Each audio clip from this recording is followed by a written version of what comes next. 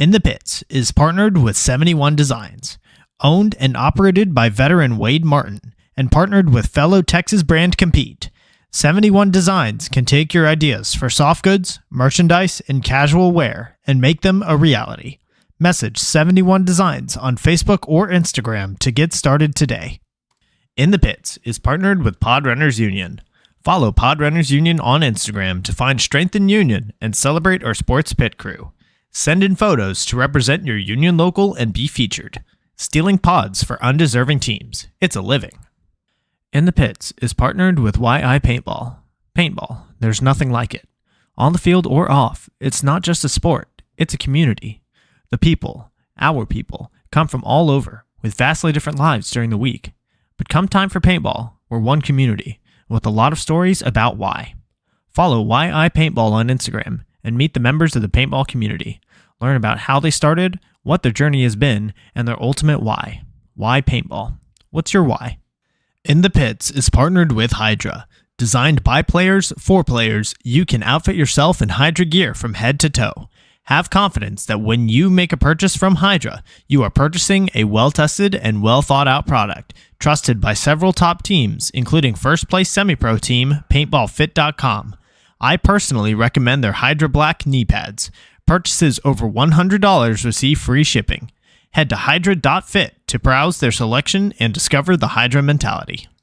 In the Pits is partnered with XTPL Events. The Extreme Tournament Paintball League is a series put on by the Lukow family of Paintball Fit fame that gives the opportunity for players to learn and grow together as a team.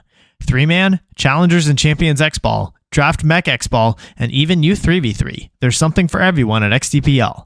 Not to mention prize tosses, raffles, and the infamous paintball munching contest. Events happen throughout the year, and the prizes never disappoint.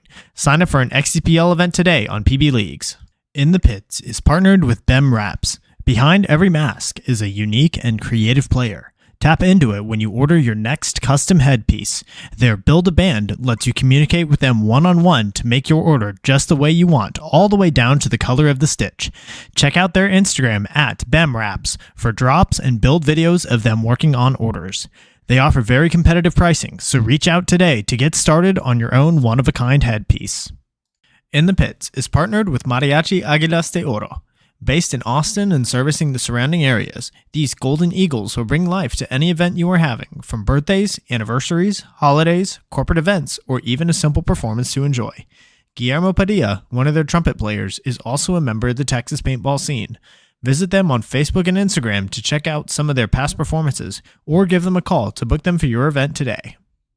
In the Pits is partnered with Skull Monkeys Paintball. Equip, engage, excel. In the Pits is partnered with Compete. Compete is a Texas-based brand by Jell Stewart of professional team AC Diesel that provides custom jerseys, pants, headbands, straps, tech shirts, and any other soft goods to help individuals and teams compete at the highest level. Support Texas Paintball and message Compete on Facebook or Instagram and mention In the Pits Podcast for 10% off your entire order. In the Pits is partnered with Get Dat Shot. Get Dat Shot now offers first-in-line photo and video editing, 20% off Get Dat Shot merch, and 20% off prints to all teams that wear the Get Dat Shot logo on their jersey. Message GetDat_shot on Facebook or Instagram to become a Get Dat Shot program team. In the Pits is partnered with Paintball Kumite. Paintball Kumite is a program designed by Colt Roberts of professional team San Antonio X Factor to take paintball players of all ages, experience levels, and skill groups and mold them into champions. The program breaks the game down into small, easy-to-learn sessions designed to help you master the fundamentals so that you can elevate your game. Newcomers to the program get a free 1-hour introductory class when mentioning In the Pits. To sign up for a class, message at Paintball Kumite on Instagram.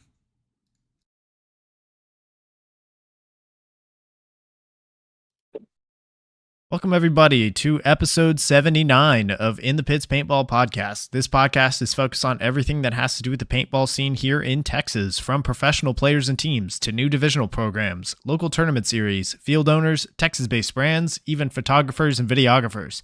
Every week, we'll have a short and sweet episode with a new topic and a new special guest.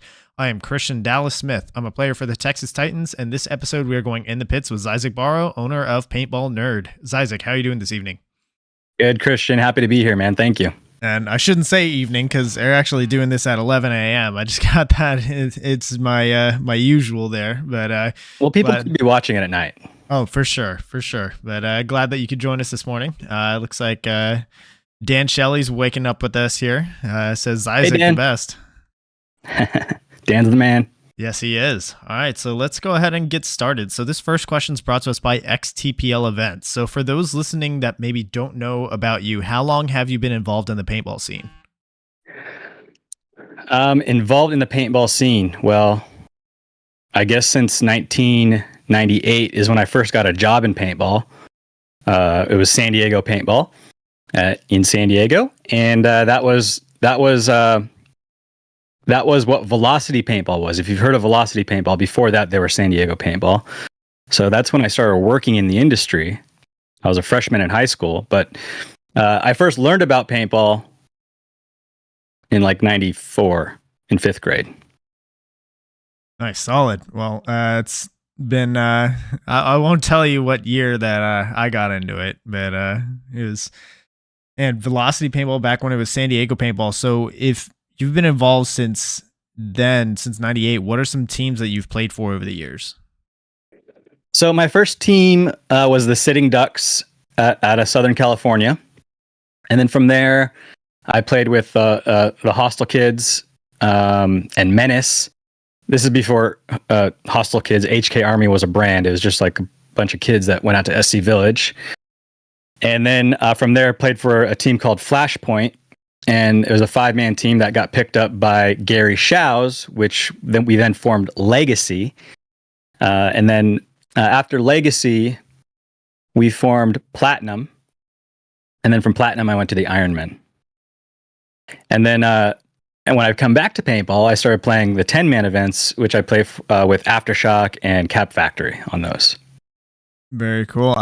So for those teams, like, do you think, I mean, you've kind of been around a bunch of different formats. Like, what do you think as far as like, which format do you enjoy playing the most? Do you what do you think of the current direction that we're heading in with like this X-Ball stuff and maybe even the 7-3 format that the Major League debuted at Cup? Well, I'm biased, right? So I'm going to say that I think that right now, 10-man is the best format. If they had 7-man, I would say that that's the best format. I think X-Ball is an important format because what it does is it forces players and teams to be at the highest physical level. They have to really hone their bodies. 10 and 7-man is not so much like that. So I think X-Ball is important to really like push the envelope and get players in their highest physical condition. But I think as far as capturing the true essence of what paintball is, I do think that the 7-man format is the best, and 10-man is a close second. The true essence of what paintball is, like, what, I guess, what do you define that as? So I would define that as big moves matter, sneakiness matters, putting everything on the line matters. So the example that I would give for that is in an X-Ball match, you could make an amazing move for your team and win a point, and then your team gets smashed the rest of that match and you lose the match. And no one talks about your great move because it's not really consequential in that space. In a 7-man or a 10-man format where you need to make the finals or you need to make the semis and it all counts in this one game, every move that you make and decision that you make in that game is amplified. The intensity is amplified because it's win, lose, or draw. You either come out victorious and you make an amazing move, or you fall flat on your face and it costs your team the event. The stakes are higher. And when the stakes are higher, it's more interesting to watch. Interesting. I I think that I'm firmly on the other side of that argument. Like I'm of the opinion that you need more game time, more points. That way, like I think right now with every with how low the game scores are and every point mattering, like every body mattering that much more. I think that what we're seeing is that it's drawing teams into playing like scared to make mistakes kind of game where it's almost like it's risk averse and you're not really seeing too many of those huge moves unless it's like Marcelo's move where he was kind of forced into that 1-on-3 or those multiple 1-on-3s at Cup.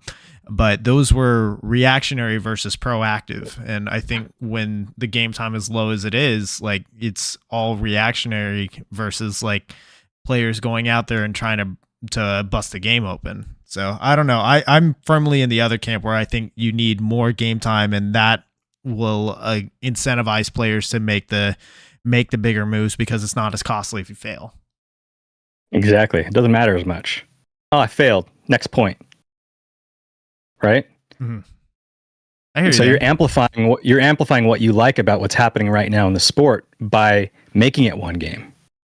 Heck, you could make it 2 games. You can make it best out of 3, in 7 or 10 man.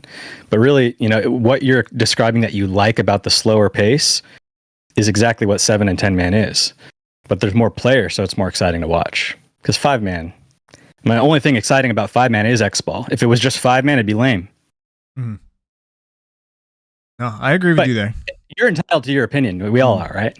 Yeah, for sure. For sure. So this question is brought to us by Skull Monkeys Paintball. So tell us what got you into the game to begin with. So I was in 5th grade, and a bunch of older kids, came back with welts on them. And they had gone to this, older kid outing for the school. And they all were coming back and telling me about it. And I was like, wow, that's amazing. I love the concept of it. I had a rubber band gun and would love to play Rubber Band Wars. So when I learned about paintball, I immediately became obsessed with it. I bought tons of magazines. I didn't have the financial resources to actually play the game at that point. So from 5th grade to 8th grade, I was obsessed with the game, but never played. And then finally had the opportunity at a friend's birthday party in 8th grade where his parents paid for everything. And then from that day on, when I played at his birthday party, I found a way to play. I would, mow lawns, pick up leaves, paint fences, do whatever odd jobs I could around the neighborhood to earn money to play paintball. Love it. Another birthday party kid. There's so many so this episode marks the 1.5 year period for the show. And out of all 79 that I've gotten on, I'd say probably at least a good 50 were birthday party kids. It's so interesting how that's like such a common entry point for so many. Yeah. So if you're having a birthday party, do it at the paintball field and let's grow the sport. That's how we do it. Obviously. 100%. Even if you're, it's never too late to do that. So even if you're celebrating your, 35, go do it. Absolutely. And 35 is not old, people. Not at all. Not at all. So this next question is brought to us by Pod Runners Union. So throughout your time in paintball, what are some things that have changed within the scene, either for better or for worse over that time? Everything. Everything has changed since then. I mean, there was no such thing as eyes in a paintball gun, so that's been a huge development, is the invention of anti-chop eyes. I believe Eero Kakala, Eggy, invented that, or at least made it mainstream by putting them in angels. Guns have become more technologically advanced. The formats have obviously changed. And I don't say anything for the best or for the worse. It's all one big timeline, right? We're all in this thing. So changes are changes. They're not positive or negative. They add to our testimony of paintball eventually becoming mainstream and, something that everyone adopts. So, but the game's changed a lot. We could talk about that for hours.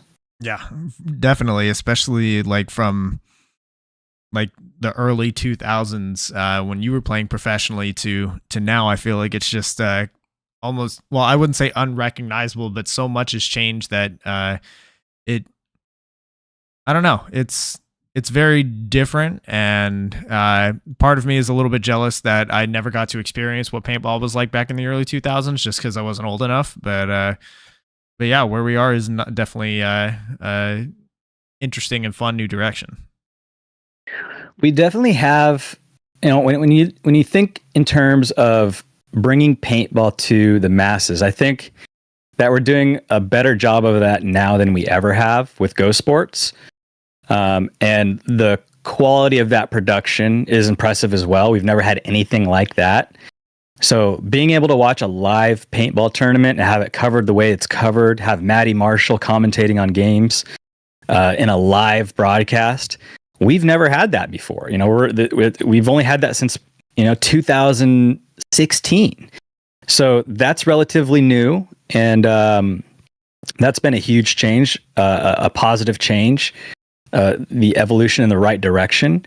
So I think it can only get better from here, right? Oh, for sure. Just brick by brick, step by step, but we're definitely getting there. Let's see, looking at the chat real quick. Let's see. Verbal's in here. Eli Calvo says, shout out West Texas Paintball. Right on.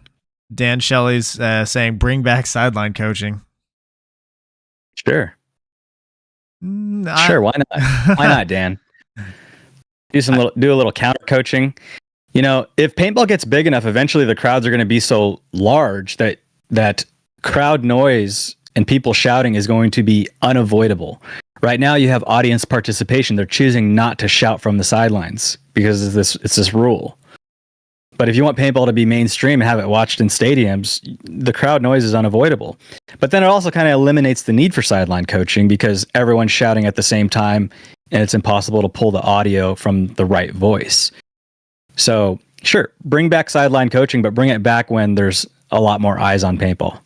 I agree 100% with that. I think the crowd participation is a huge thing, and even my wife says it all the time. Like, she would enjoy coming to tournaments more if she felt like that she could cheer and participate from the sidelines, but she's always like scared to, otherwise we might get a penalty for it. You can cheer, you can cheer and like hold up signs and stuff. You just want to avoid giving away field information, I suppose. Right, for sure. Let's see. Brandon Ortega from BEMRAPS, he's a sponsor of the show. He's in the chat, and his question for you is, what is your definition of a paintball nerd? The definition of a paintball nerd is someone who's enthusiastic about paintball above all other things. So a paintball nerd is just someone that loves paintball. Within the industry, paintball nerd was a term that was used within the industry for our most favorite customers. Most companies say it, like, oh, the paintball nerds are going to love this. We make things in the industry for paintball nerds, the enthusiasts of our game. So it's kind of within the industry, paintball nerd became a term of endearment for our best customers. So that's what it means. All right, I love it. So now I would love to dive into your history as a player. So on your website, paintballnerd.com, you tell us about your history with the Los Angeles Ironmen starting in 2002, and you guys won the NPPL Commanders Cup in 2005. So tell us more about the experience of going pro in paintball at that time. Well, you're asking about the Commanders Cup and you're asking about going pro. So there's two questions here, right? Mm. Okay. So let's just first talk about going pro. In the early 2000s, if you lived in Southern California and you loved playing paintball and you had the means to play either by birthright or you created that means, it is your fault if you didn't go pro. Because Southern California was the most fertile environment for paintball skill set growth. It is the most fertile environment for paintball opportunity, not only as a player, but as a career. All the companies were down here. the biggest companies. JT was down here, Dye's down here. And a lot of the professional players lived in Southern California. So if you loved paintball and you played every weekend, it's almost like you didn't have a choice. If that was your path, you're going to end up pro if you just stayed at it. So, for me, I was obsessed with paintball, obviously. So I was going every weekend. My sphere of influence is Southern California paintball players, which are a lot of pros. And Dye was here. So I got a job at Dye too. So it's basically like I'm making these moves to put myself in a position where it's almost like the result is inevitable. I have to really F up for it not to work out the way I want it to work out. So it's a lot easier to achieve your goals in paintball if you're surrounded by those opportunities, right? So that's what it was for me, man. It was just almost like it was destined to happen because of where I grew up. I was just fortunate that I just grew up in the right place. So yeah, I started working at Dye right out of high school. Met the Ironman there. I was playing amateur at the time for Platinum. And because I'd been working in the gun assembly area with Billy Wing building autocockers, I had a relationship with him. So he happened to watch some of my games at World Cup in 2002. Yeah, I think it was 2002. And he's like, "Hey man, you played that really well. Why don't you come try out?" So the opportunities came as a result of it's just my environment, man. It really was. So I was very fortunate. And Southern California seems to be just such a huge hotbed at the time, and I'm curious if I know currently Texas is often referred to as the Mecca of paintball, and I would, for those that were around for that kind of the heyday, or what a lot of people called the heyday, which was early 2000s paintball, comparing what's going on in Texas right now to then, and just seeing what all is similar about it. Texas right now is definitely the Mecca, I feel. You got a lot of teams there, a lot of pros, a lot of fields. I think Texas right now is what Southern California was back in the early 2000s. There's just so much opportunity to play, not only on the weekends, but the weekdays. You can go to Paintball Fit and play nightball. There's no excuses. You have all these opportunities to play paintball and all these opportunities to get in front of professional players because a lot of them are there. So I would say that in a lot of ways, the Texas scene is it is the Mecca right now. It is, it's kind of like the hotbed of professional paintball. Oh, we definitely feel it. I mean, we just got Paintball Fit promoted into the Pro League, and which makes, I think, 5 teams from Texas in the Pro League right now. And you've got Fit, Austin Notorious, San Antonio X Factor, Houston Heat, and AC Diesel. So that's definitely an impressive roster right there. And I think for sure, for the looking back at what teams got promoted, I think 3 of the last 4 were from Texas, because you've got Diesel. Then it was the Hurricanes, who played divisionally in Texas in the USXBL, and then Notorious and Fit. So we've been finally seeing the fruit of the labors of what's been going on in Texas over the past 5 years. Yeah, isn't it a beautiful thing to watch? Just paintball become really huge in your area. It's got to feel good. Here in Tennessee, it's relatively small. There are no pro teams here, and but I remember what that feels like, Christian. You're excited every weekend, maybe even a little bit on Wednesday nights, Wednesday mornings. So definitely. So this question is brought to us by BEM Raps. So kind of talking about that what everybody or what many people refer to as the heyday of paintball, that early 2000s. Do you agree with that statement, with the early 2000s kind of being the biggest point in paintball?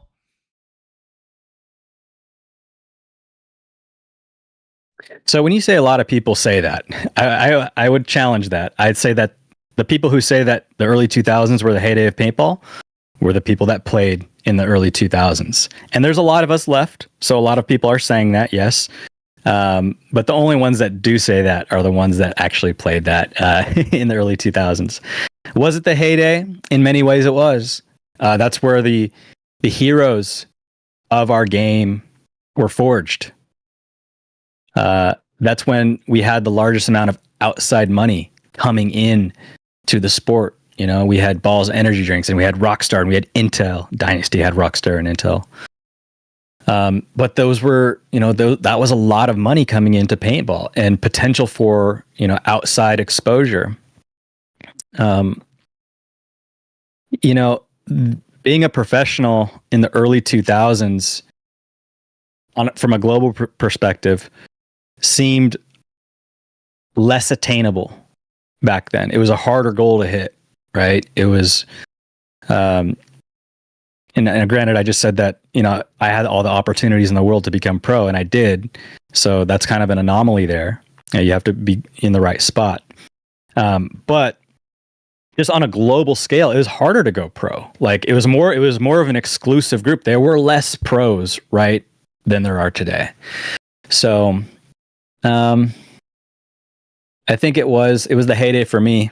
That's my truth, but you look at it today, and we have things that we didn't have back then. Like I said, I mentioned Go Sports in the live broadcast. We've never had anything so great. We had Trauma Head Sports, and that was a VHS tape that you bought a few weeks after the event, if you were lucky, maybe months after the event. So, every era has its positives and its negatives, and it's things that are special to the participants in it. For me, the early 2000s is where I really earned my chops and became a professional paintball player. So that's the heyday for me. That's when I was playing the best. I'm old now. So, for me, that's the heyday. And I get to experience that heyday when I go back and play 10-man events and get to see all my old friends and play with and against them. Oh, you're not old. You're definitely not old. I mean, you're what, 38, 39? I'm 39, yeah. So, yeah, if you've got, most of Dynasty is competing on the Masters division for Team USA. So I would say you're not old. Well, not most of them. 4 of them. So, So, but yeah, I appreciate that, Christian. I'll take a "you're not old" compliment any day of the week. I certainly feel old sometimes. I played paintball this past weekend at the farm in Tennessee, and got a bunch of old guys out there. Brandon Perdot from Excessive back in the day was out there, and we were playing some Storm the Castle and some Hyperball and some Woods, and that was great. And I'm a little sore today, and that's why I feel old. But I got a few miles left in me. Love it. So this next question is brought to us by Mariachi Aguilas de Oro. So as far as your PB Leagues profile goes, your last pro event in the US was April 2006 PSB Vegas, where the Ironmen got second place. So after that event, you left the pro scene despite working for Dye at the time. So what was it that prompted you exiting the pro scene, like seemingly at the top of your game? Well, I felt like I had accomplished everything that I wanted to in paintball. I didn't, at the time, have so much the dream of winning multiple World Cups and things like that. My aspiration at the time was to play with those that I idolized growing up in paintball, and I had achieved that. And I have a twin sister. Her name is Risha, and she's, looking back, she's always kind of like presented opportunities that pulled me out of paintball and helped me build real life skill sets. And then I go back to paintball, my passion. And then she's kind of, presented an opportunity that made me consider leaving again and gain real life experience. That's happened 3 times. And every time I've come back to paintball with more to offer. So in 2006, she introduced me to a broker, a mortgage broker. And, I was starting to get to the age where I started to take finances a little more seriously. And, paintball wasn't necessarily, it wasn't like I could support a family at the time doing that.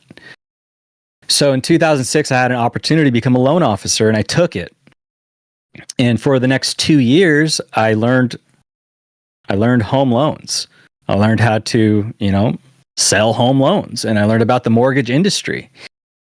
So that's why I quit. It was because I felt I had accomplished everything that I wanted to in paintball, and it was time to be a grown up, right, and find a big boy job. So that's what I did. I left paintball altogether, not just playing for the Ironman, but I left Dye and focused on a completely different thing outside my comfort zone, which was mortgages, which has taught me so much. Like, I have so many skill sets from learning how to sell mortgages that it really worked out well, because in 2008, when the mortgage industry crashed and all the banks closed, I came back to Dye, now with 2 years of high-level sales experience. So instead of going back to gun assembly and managing the quality control department and building guns, they gave me a sales job, which was a lot better paying. So left for 2 years, came back to Dye in 2008 with a sales job, and it was because I left for 2 years to gain experience. And that led to them giving me a role in Taiwan to do international sales. So to answer your question, Christian, I left in 2006 to do mortgages. Big boy job. Well, one thing that you said there was you left to get some real world experience, which I know that one of the other guests that I've had on the show, JD Lukow, who's the owner of Paintball Fit, he would definitely challenge you on. And I'm actually wearing a shirt right now from him that's one of his quotes, which says, paintball is life, life is paintball. And the idea there being that paintball has a lot of life lessons to offer in the game. In order to succeed at paintball, there's so many things that like so many skills that you need to have, like time management, and like the idea of working hard, working with a team, planning for contingencies, so many of those things that I know that he, if he were here on this call, he would definitely be arguing for those. Oh, and I would agree with JD 100%. The challenge is in the real world, paintball, these lessons that you learn from paintball, they're not something you can put on your resume as experience. Well, I have experience in this because I played 3 years of professional paintball. It doesn't go well if you're trying to get a job in corporate America. Real job in corporate experience is what gets you jobs in corporate America. So paintball does teach you all these things, but it's unless you're pursuing a job within the industry, it's hard for people to see value outside of paintball. All right. I hear you there. So this question's brought to us by Paintball Kumite, which is Colt Roberts' training regimen that he offers. Cool. So I want to hear a little bit more about your time overseas in Taiwan working for Dye doing international sales. So what was that experience like? Incredible. That you learn so much about people and yourself and society and the world by traveling abroad. So like I said, I came back to Dye in 2008 after the mortgage industry collapsed, and I got a sales job. And after doing sales for a couple of years, I had the opportunity to do international sales in Taiwan. The catch was you have to move out to Taiwan. And that was a huge step outside my comfort zone, but ultimately it was an opportunity I couldn't pass up. Like they moved me out there. They moved me out there. They put me in an apartment. They paid for my vehicles. Like, it was an opportunity of a lifetime. And I'll tell you what, looking back on it, I just came short of squandering that opportunity. I almost did, due to my attitude. And that's, a valuable lesson that I learned about living in the moment and just soaking it all in and enjoying yourself. Because the whole time I was there, the majority of the time I was there, I was homesick and complaining about the pollution and this and that and the food and this and that. And I miss home. I miss San Diego. San Diego is the greatest place ever. They say hindsight's 20/20, and it certainly is in this case. I felt, after it's all said and done, I wish I was more mature going into that adventure. And I think I would have gained so much more. I gained an incredible amount. Like I said, I learned a ton about myself and the world and different cultures. But if I had just stopped and really said to myself, look where you're at because of paintball. You live in Taiwan right now because of paintball. Enjoy this. I think I could have made a lot more of that. And so the big learning lesson for me was to live in the moment and really enjoy what you're doing, and make the most out of the experience. Travel, adventure, say yes to everything. Try different things, eat different foods, eat something that stinks. Do it. Say yes. And that's what the 1 year in Taiwan taught me above all else, is to say yes to adventure. Did I answer the question? Yes, definitely. So a little bit, about living in Taiwan, huge step outside my comfort zone. Culture shock is what we call that. Everyone's buzzing around on scooters. Everyone's wearing face masks because the air quality is so low out there. Nobody has tattoos really, unless they're criminals. That's not a stereotype. It's a fact. So, my tattoos were worrisome to, people. I look different compared to the people out there. So I had to kind of break down that wall. I got to travel at least twice a month to different parts of Southeast Asia, going to different tournaments in Malaysia, Singapore, Thailand, the Philippines, Taiwan. So that experience rocked my world, and I'll never forget it. And I'm glad I have a ton of pictures from that, because it was the time of my life. Even though I didn't have the right attitude about it the whole time, it was still the time of my life. And I would recommend anyone, if you have the opportunity to go live abroad outside your comfort zone in a place that's completely uncomfortable, go do it and grow and be a better man or woman. I want to ask you more about, like, specifically the paintball culture in Asia. Like, we don't get very much, if any, like, news or like media footage outside of like maybe some posts in magazines, but other than that, I don't know very much about paintball over in Asia. So what can you tell us about the paintball culture over there? Christian, I probably can't tell you much about it now. I haven't been there since 2010, the end of 2010. What can I tell you about it back then? It was super enthusiastic. It was a growing sport. People were really starting to get into it. Paintball in the United States it's still pretty much a wealthy man's game. If you don't have the financial means to play this game, you're not going to be able to play it. It's just the reality of it. It's kind of like golf. You can't buy the clubs, you can't play the field fees, whatever. You can't play golf. It's an expensive sport. That fact is amplified in Asia. Wealthy people play the game in Asia because it's difficult. At the time, it was a lot more difficult to get gear out there. So if you even had gear, it's because you had lots of disposable income. So that's what it was. It was just really cool. And The scene was growing. Everyone was really enthusiastic about it. A lot of camaraderie. I didn't see any fighting out there or anything like that. Just people loving the game. So I wonder what it's like today, 13 years later. I'd love to go and see it, but I don't know what it's like now. Well, it would be cool to get involved with. I know that I do have a listener from over there, Nima Razavi, hits me up from time to time. I know that name. And I think he's connected with, I don't think he's a professional player, but I want to say he's from Iran.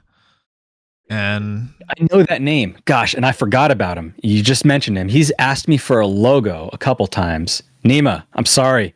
I just got reminded of it. I owe you a logo. I believe this is you that I'm talking about. I'll get it to you. Shout out to you, Nima. So this next question is brought to us by Why I Paintball. So after 2011, at least looking on your, from what I could do my research on online, you left Dye and you seemingly took a long break from paintball in general. So what was it that made you leave, and what was it that brought you back into it?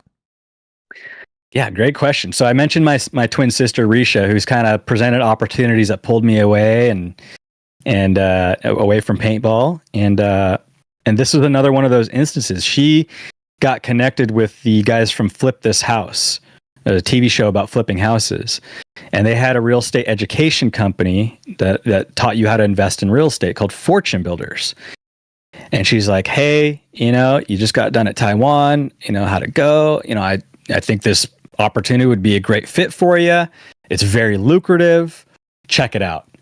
So I did. I decided to do it again. Paintball is always my passion, but the lure of a big paycheck got me again, and the lure of a responsible big boy job kind of got me again. So it got me for a while this time. So it basically got me till COVID. So I was doing real estate investing education basically from 2011 to 2020. And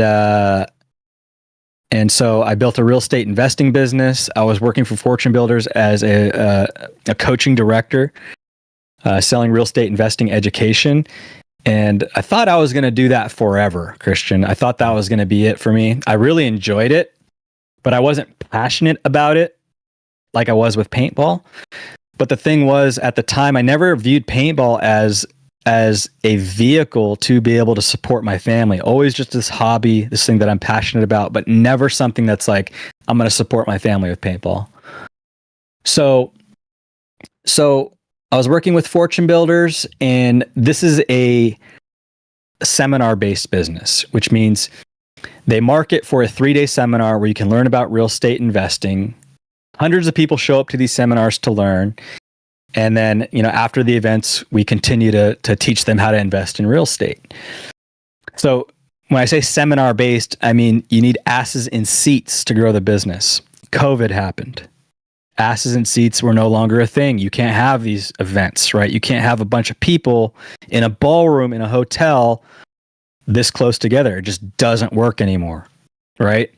Killed the business. Fortune Builders is still around, but it killed the seminar aspect of it. And me being a commission salesman, I would sell coaching for real estate investing, and I'd get commission off that. The opportunity to sell that coaching obviously dwindled up because no more asses in chairs, right? Couldn't get people to the seminars. So as a result, the money stopped coming in. The high income in real estate investing education stopped for me. And then I became less passionate about it. I said, this was great when I was making money, but now that it's not that great, I want to do something that I'm passionate about again. So my guardian angel, he's not really my guardian angel, but he really rescued me, is Brian Benini. Brian Benini, he was the art director at Dye Paintball, and he went off and formed his own company called Push, named after his famous paintball movie Push, that was released in, I believe, 2000, maybe 96, something like that. So Brian Benini started Push, and he had Chris Lasoya working with them, and Michael Gilbert, and Matt Schuster, and Mikko Huhtinen. And I was talking to Brian. I went and visited the warehouse a couple times, and he had a need in sales. And I thought, I got experience in sales. Let's see if we can make this work. And I say, let's see if we can make this work. But really, Brian made it work. Brian brought me back into paintball. He said, what do you need to do this? He made it happen for me and gave me a job at Push as general manager, which is a fancy title. But really, my responsibilities were everything, because I was the only full-time employee at Push at the time.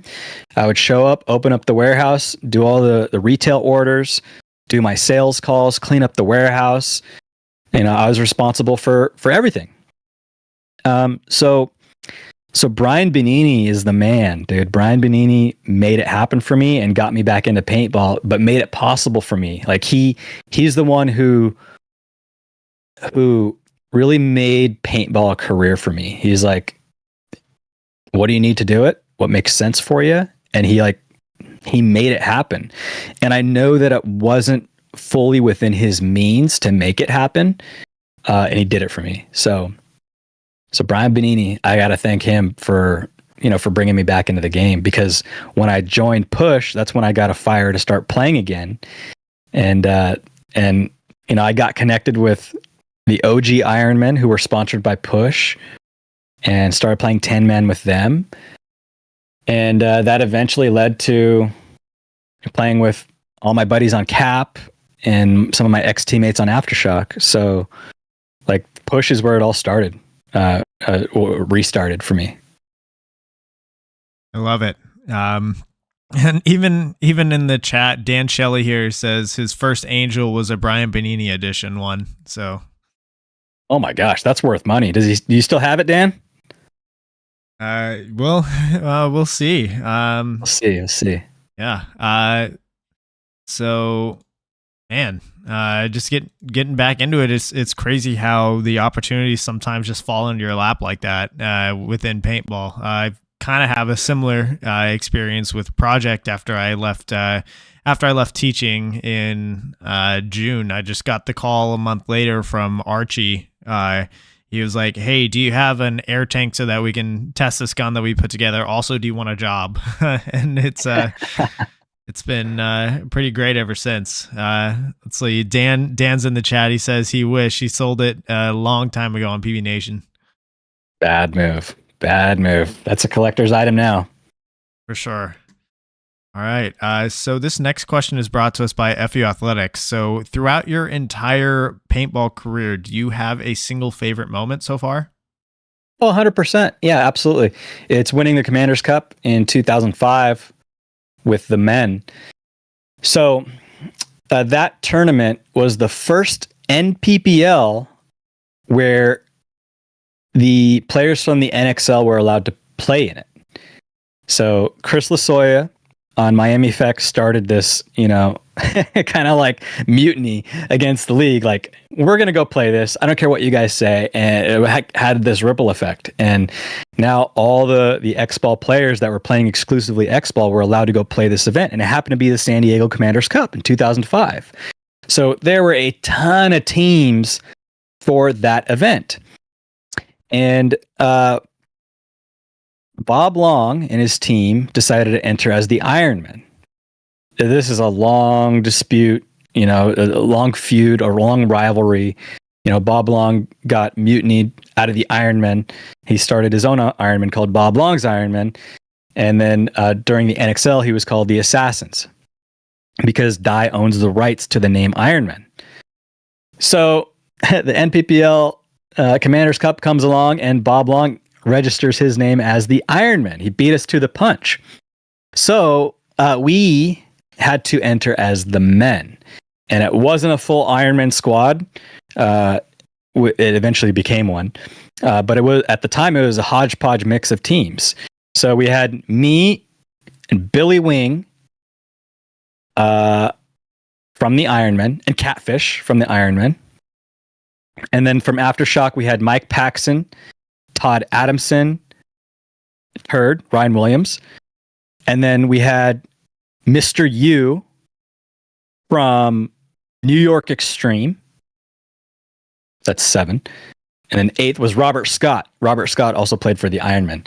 So it was a mix of players from 3 different teams. And we didn't know who was on the team until the day of the event. You know, I remember I showed up and I saw Mr. U and I was like, hey man, you playing this event? And he's like, yeah, I'm playing for the men. I'm like, oh, me too, bud. And he's like, oh yeah, great. I think we got a really good shot at winning this. And I'm like, oh yeah, we'll see, you know. It was a stacked event. So, and we were a throw together team. So it was like, we'll see. We were killing it. You know, it was one of those events where we really couldn't do anything wrong.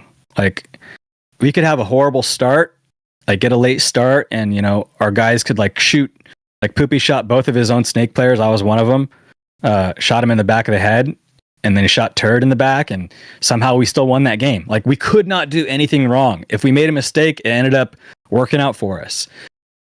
So go to the finals, and the only 7-man team that makes it to the finals is Excessive. All the other teams were X-Ball teams. You had us, you had Nexus, which were the Russians. It's full of just Russian Legion players. And then you had the Ironman, which was Oakland Assassins. And then you had Excessive, which was the only 7-man team.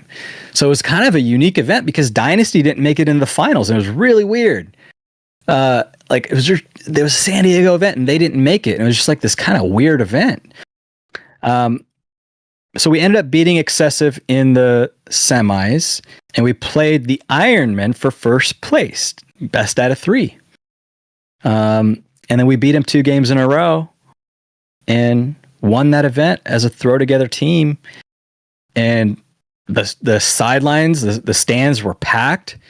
It was in my hometown, San Diego. It was with a bunch of friends that I didn't know I was playing with until the day of the event. And we dominated. We kicked everyone's ass, and it was the greatest feeling ever. It's just something about that flow state whenever you get into it and you're just like, everyone's rolling on all cylinders. And that's, I chase feeling, like I chase that feeling because I've only felt it a few times in my playing career. And it's something that I look for every time I go out and play, but it's rare whenever you get to it. And everybody who is listening that has been in that flow state, they know exactly what I'm talking about, where it's just like everybody's locked in on all levels. But yeah, that's, what a story there, to go up against the Ironman as well in the finals. Yeah, it was kind of we had a kind of double whammy with that, Christian, because, you know, Excessive was forged in Mutiny, right? So all these Excessive players used to play for the Ironmen. And, you know, at the end of 2003, they left and formed Excessive, which that sucked, right? Because Ironman had to rebuild. And it was like me, Billy Wing, and Eric Roberts, and Catfish, and Art Dela Cruz left on and Matt Schuster was left on the Ironmen. And that was it, man. And I don't blame those guys. They had to do what they had to do, right? But we kind of had 2 rivalries in the semifinals and the finals. Excessive in the semis, you know, it's like, and this is like their format. They're here to win it.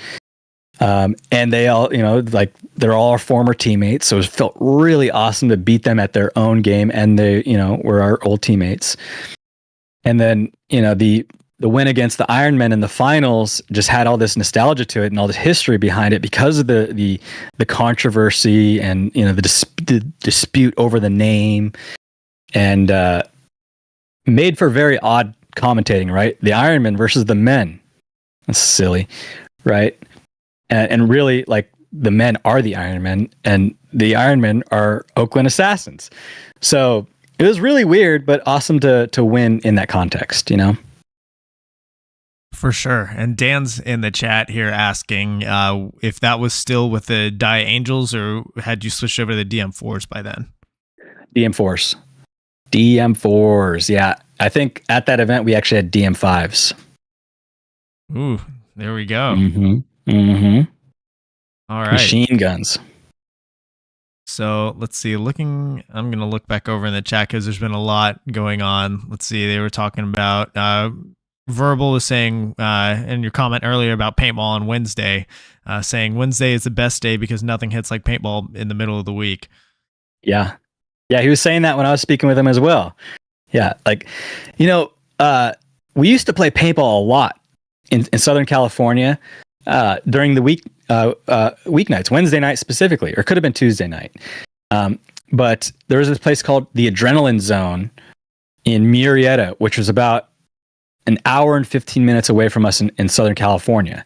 So it'd usually be me and Yosh and Oliver and Alex and Marcus and BC. And sometimes Billy Wing would come out and we'd go play indoor pickup games. It wasn't actually an indoor, it was just like an enclosed soccer rink with like pea gravel on it. So it wasn't like in a building, it was just enclosed space. And we used to go down there Tuesday and Wednesday nights and just break up the week. And it felt amazing to come home, after playing night ball and knowing in a few days it's the weekend and you're going to play paintball again. Man, all of that makes me wish I lived a little bit closer to Fit so that I could experience that night ball. But I know what it must feel like. I want to experience night ball too. I also want to play that Fit Mech X. Mm. Yeah, I can definitely recommend it. I mean, XTPL, they are a supporter of the show, but JD Lukow, he has created something truly special for not just the DFW area here in Texas, but for paintball, like the entire scene nationwide. What he's done with Paintball Fit and with XTPL is definitely a model that other field owners should look to when trying to build their own communities wherever they are. Field of Dreams is what they call it. Yep, and it's well deserved too. Let's see. Looking at the chat, anything else that I missed? Dan Shelley says pro back in the day also meant global travel. Yes, it did. See what else is in here. Talking about Nightball. Let's see. Verbal says Nima, the Iranian paintball superfan, his love for paintball is unmatched. Definitely. Nima, if you're listening, I remember you, and I'll get you a logo for sure. All right, so this next question is brought to us by Hydra. So in 2021, you started Paintball Nerd along with Miko. So what can you tell us about, like, what is the mission statement of Paintball Nerd? I didn't have one. I still don't have a mission statement. And I will say that the actual mission of Paintball Nerd has evolved 2 or 3 times.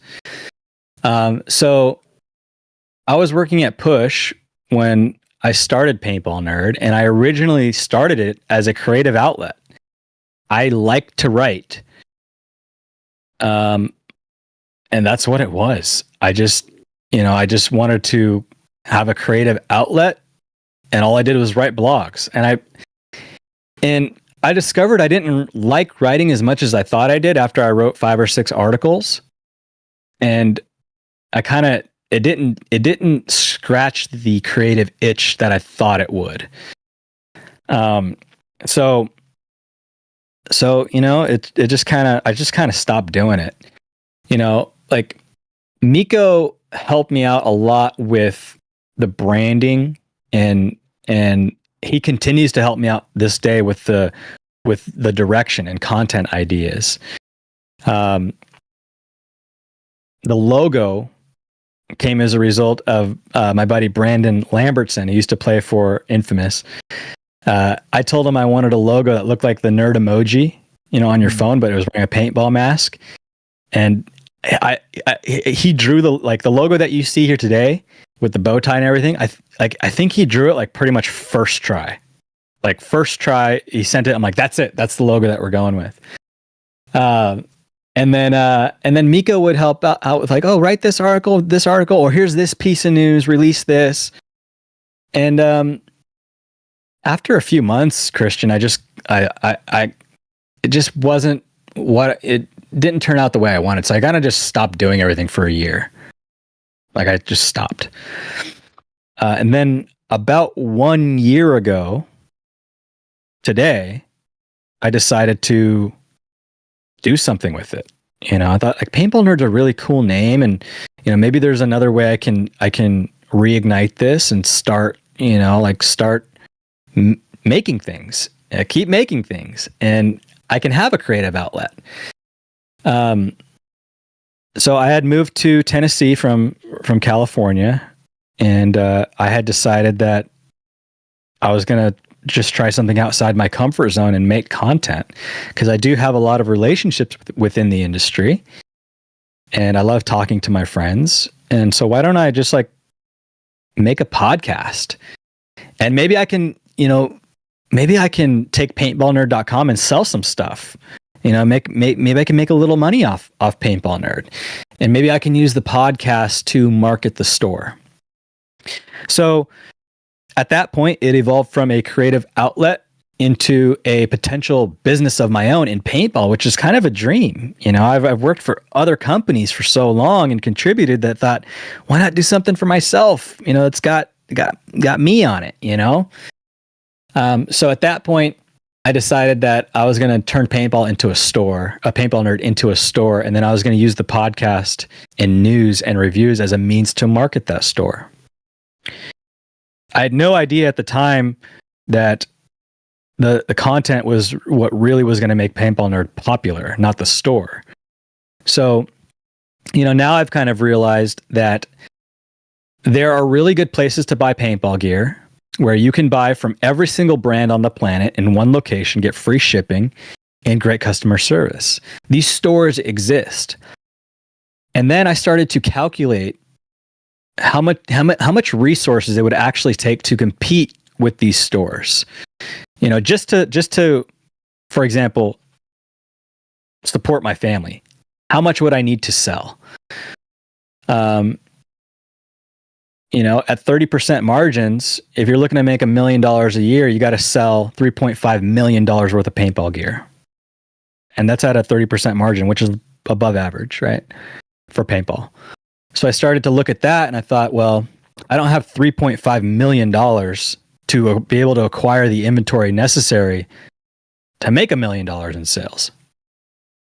So I thought,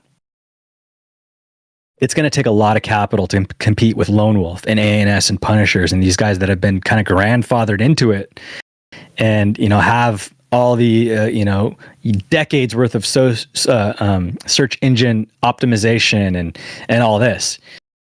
So I focus less now on the store end of things. I still have inventory from Virtue and HK and Field One and Liquid Paintball and Push and Infamous. But I recognize that from a shopping experience, people have better places to buy their gear. They really do. Because if you want something from a brand that I don't carry, you're SOL if you're buying from me. So the people that buy from Paintball Nerd are just really buying to support me, the individual, because they like the content. So I thought the content is where it's at. That's really what it is. So Paintball Nerd has now evolved, and the mission for me is to create content that people love in paintball, content that doesn't exist right now. And people are starting to make more of it. So that's what it is now. It's like, it's me just kind of going with the ebbs and flow of a company evolving and seeing where it takes me. So right now, Paintball Nerd is kind of like this media thing that I'm hoping will become much larger. And I want to dive into that much more. So this question's brought to us by 71 Designs, who's our newest supporter of the show. So when you started doing media, you've put out a whole bunch of videos on product reviews, news within the industry, player interviews, even like historical look backs and like updates on the like player roster changes. So what's the experience been like diving into the media side and creating like a very large amount of content? Like when you started just over, I think you said like pretty much exactly a year ago. You've put out a ton of content and a ton of videos since then. So what's the experience been like creating it all? Trial by fire. So when I made the decision to start posting content, I didn't even know how to make a reel. I didn't know how to post on my story and put a link on my story.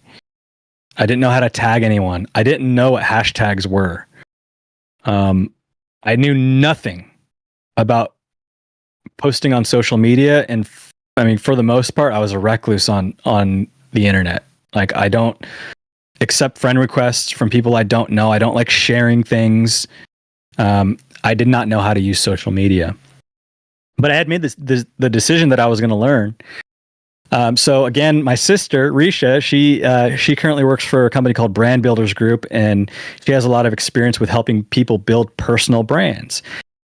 And I came over to her house one day. She lives here in Tennessee as well, and she gave me a crash course on social media, how to post on TikTok, how to post a reel. What is a reel? What is the difference between a reel and a short? And what are the lengths of these types of content, and where can you put them? So she taught me everything. You know, how do you put a link in your story to go somewhere?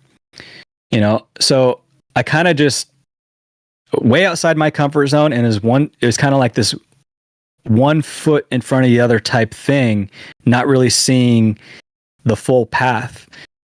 You know, it's interesting. There's a passage in the Bible that says the word is a lamp unto my feet. And it doesn't say that it's a spotlight. It doesn't say that it's this huge bright light. It's a lamp. It only illuminates the first couple feet in front of you to take the next first logical step. So that's what I did. You know, I kind of just took it slow. You can see the evolution of my Instagram page. You can see it kind of goes from not great to getting better to getting better. You can see the evolution of it. I haven't taken down any old stuff. So yeah, my sister taught me how to use social media. Huge step outside my comfort zone. I was recording all the podcast up until recently with my iPhone and a vlogging mic that plugs into my iPhone. In fact, Christian, this is the first podcast that I've done with better equipment. I've got a better camera now. I've got a microphone. I've got lighting all around. This podcast that I'm doing now is actually, you know, it's part of the Paintball Nerd evolution. And this is the first time that we're seeing an evolution in the studio, the Paintball Nerd studio. So it's been a whirlwind of learning skill sets and stepping outside my comfort zone and trial and error. And thank God for the people that are in my sphere of influence. Thank God for everyone within the paintball industry that supported me on this journey. You know, when I first started doing interviews, Billy Wing, Billy Saransky, Oliver Lang, Yosh Rao, Alex Frazee, Rainey, Scott Kemp, like Crystal Soya. I didn't have anything. I had nothing. And I'm like, do you want to do a podcast with me? And they just said yes. You know, they did it. Like the people that put me, I can't forget the people that put me on the scene because, you know, they made it happen for me. Paintball Nerd was nothing and they decided to come on my show anyway. And it was because of them, you know, because of my guests that the following grew, and it grew quickly. So I gotta thank everyone that supported Paintball Nerd early on and decided to come on the show. 100%. And I have a similar experience. Like, it started out just, hey, webcam and just a normal like headset with the headset microphone that wasn't all that great. Like, listening back to like my first probably 15 episodes or so, you hear all this background noise, and it was an experience of growth. But just shout out to those that kind of helped me out to in my very early stages, like Colt Roberts, like Jell Stewart. Who else was on there? Thomas Fust, one of my teammates. Carlos from Get That Shot.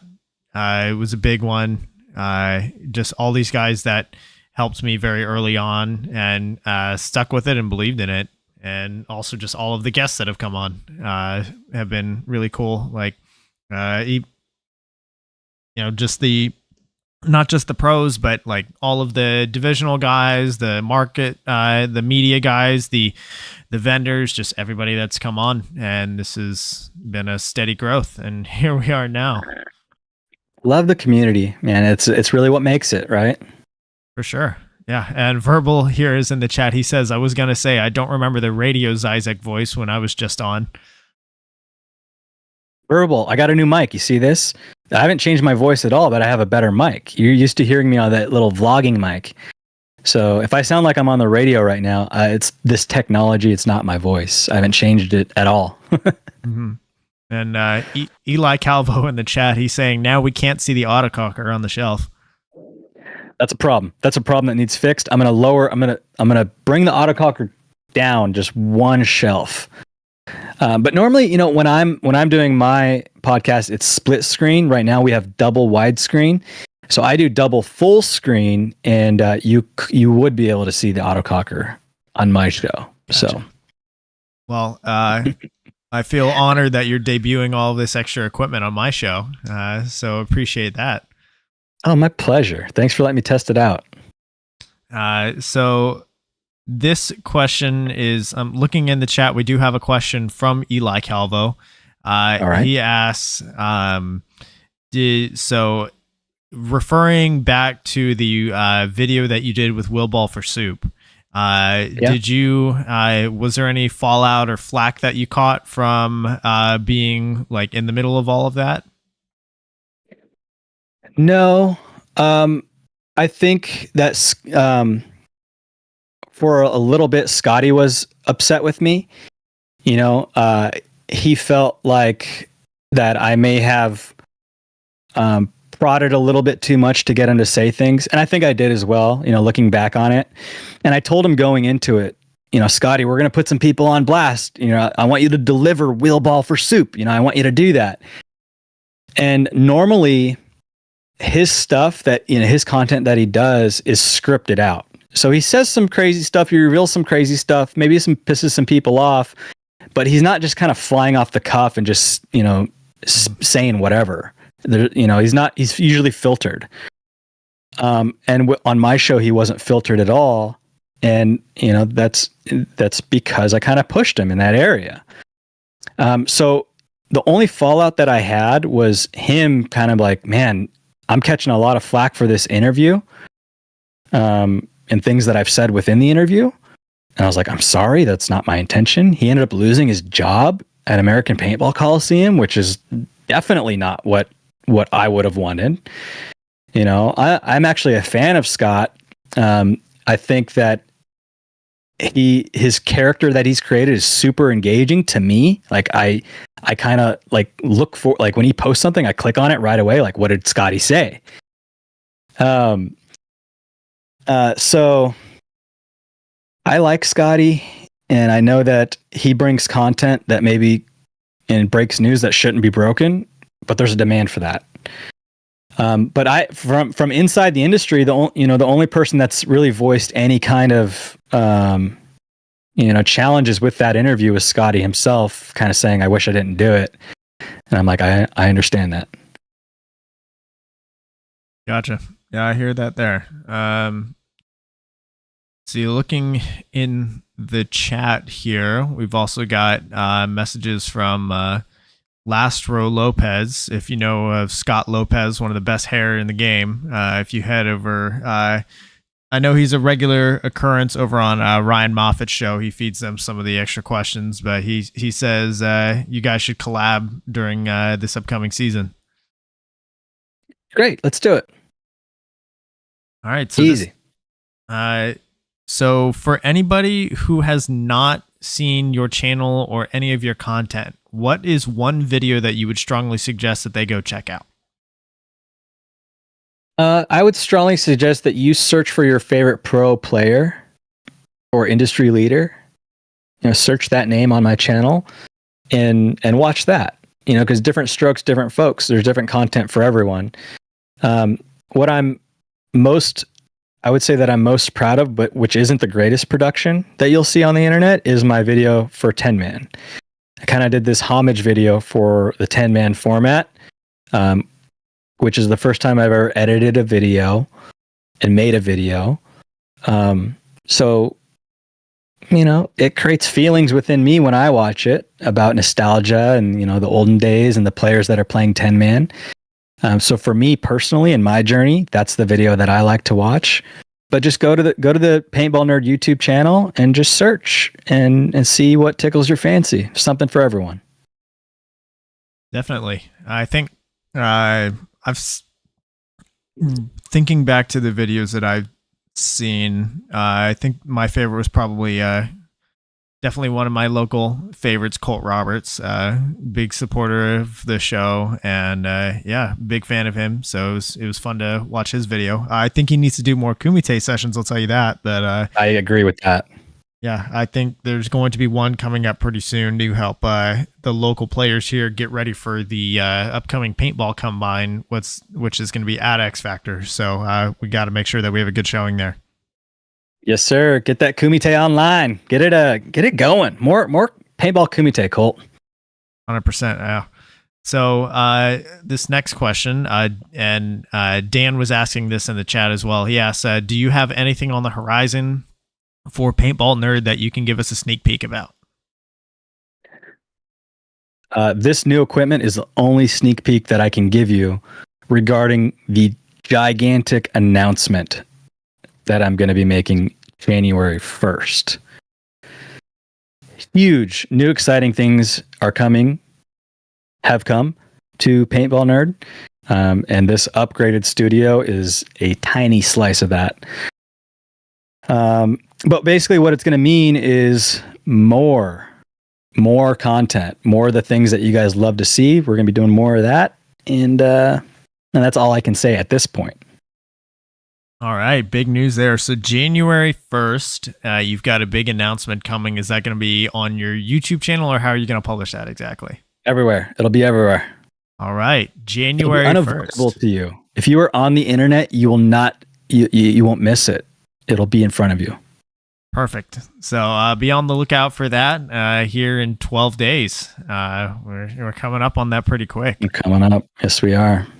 All right. So this next question is one that I ask everybody that comes on the show just to help me kind of get to know more about who's out there, maybe flying under the radar a little bit. So this question's brought to us by Get Dat Shot. Message him on Facebook or Instagram if you're needing media coverage for the 2024 season. He's going to be at the full series for NXL, also at the full USXBL series. So hit him up, become a part of his Get Dat Shot program. So Zyzek, is there, and I know this question list that I sent you said Texas on there. I keep forgetting to remove Texas sometimes, but so is there anybody in paintball, either teams, players, brands, or projects that have caught your attention lately? Who do you think deserves more recognition for what they're doing? I don't think anyone deserves more recognition for what they're doing. I think we all receive the allotted amount of recognition. But something that, someone that I really want to shout out in Texas specifically is JD Lucal. I think he's doing amazing things at the Field of Dreams Paintball Fit. He's doing amazing things with his brand, Hydra. His marketing is awesome. His team, obviously, is awesome. And I think that they receive due credit for that. But I'd like to shout him out anyway, because I love the Lucal family, and I love the contribution that they make to the paintball community. So that's one thing I would say. But other than that, Christian, I really feel that in paintball, because it's so small, the amount of credit that people receive is due. We're all kind of clamoring for the same ears and eyes, and we're gonna get it if we have what the people want to see and watch and hear, right? As far as players, yeah, I'll just shout out Fit, because they dominated, and that's dope. It's dope to see him just dominate an entire season. And it's going to be different in the pro division. Of course, they're gonna have their challenges, but it's just exciting to see him dominate the way they did. I can't really think of anyone else. I think that the push goggle doesn't get enough recognition. I'll say that. Sure, I'll say that.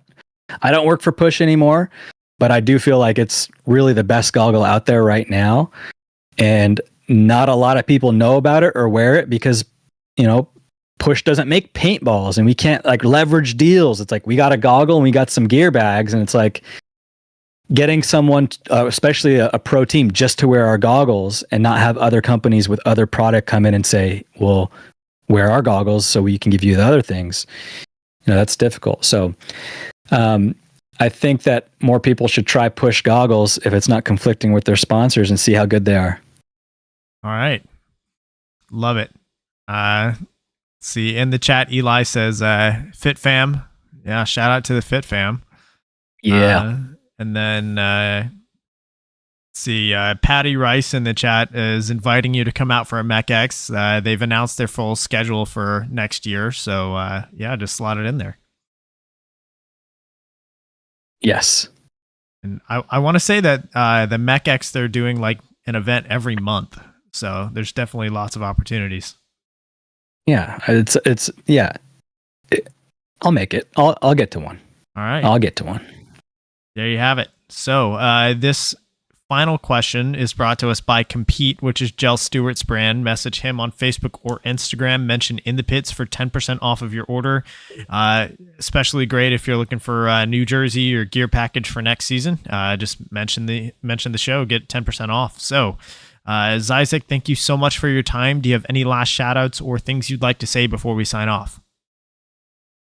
Yeah, I would like to thank Brandon Lambertson for drawing the logo. I'd like to thank Mikko Huhtinen for all the guidance that he's given me in creating Paintball Nerd. I'd like to thank Brian Benini for getting me back into paintball and being supportive of me as I worked on Paintball Nerd while working at Push. I'd like to thank Chris Lasoya for all the advice that he's given me in starting Paintball Nerd.